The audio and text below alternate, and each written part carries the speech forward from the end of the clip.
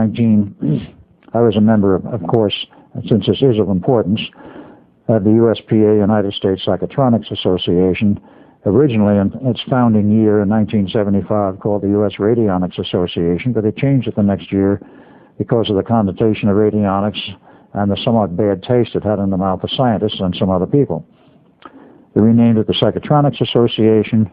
I was a founding member, and of course the thing is not defunct. It's in limbo today. It's not what it was, but they still have meetings.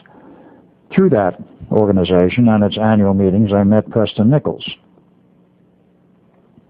And Preston Nichols at that time, this was 1981, was probably still involved with was involved in the Montauk project, of which I had no recall at the point of time I'm referring to. And sometime later, it was actually 83 I met him, not 81. And in 85, he was at another conference and meeting for the USPA, in which he brought a new assistant called Duncan Cameron. I knew nothing about Duncan at that point because I was still, shall I say, heavily under the weather of a very heavy brainwashing, both for the Philadelphia experiment and my involvement in the Montauk project. And I might add, for many other projects. Well, I saw Preston there. He gave a paper in 85, and Duncan was part of that presentation. And I saw a person I considered a sensitive, psychic sensitive. I had a sort of feeling of kinship to him. I cornered him one day in the cafeteria of this facility where they're holding the meeting, which was in Dayton, Ohio. And we talked for about 2.5 hours. About halfway through this, I got this strange feeling in the pit of my stomach. I knew this guy from someplace. So I finally asked him, I says, Duncan, do you have any feeling, any idea that possibly you know me from somewhere? He said, yes.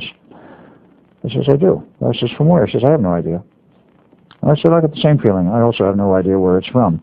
Before the meeting broke up and we left, Preston had invited me to come visit him sometime at his lab facility on Long Island. Now, this meeting was held in July of 1985, and I availed myself of his invite in August of 85, Duncan Cameron saying he would put me up at his house on Long Island, which is fairly close to where Preston lives. I still couldn't figure out where I knew him from, but I had the feeling, well, is it possible it's from a past life? Well, that was part of the answer, but that was not the real answer I was interested in. I won't go into all of the ideas about reincarnation. That's not part of this story, not part of this presentation and the facts which I'm trying to deal with. In August of 85, I went there, stayed at Duncan's place, intending to stay a weekend. I wound up staying 2 weeks. And on one of the visits with Preston, he says, I want to take you two out to a place on the eastern tip of Long Island. I'm not going to tell you what it's all about, but I know you two are sensitive, and I've been out there many times because I'm a surplus electronics dealer, but I know you guys hadn't been there before. Well, of course, that turned out to be the biggest joke of the century, but at that point, we didn't know it was any different. And he took us out in his truck. His car at that time, he had a van.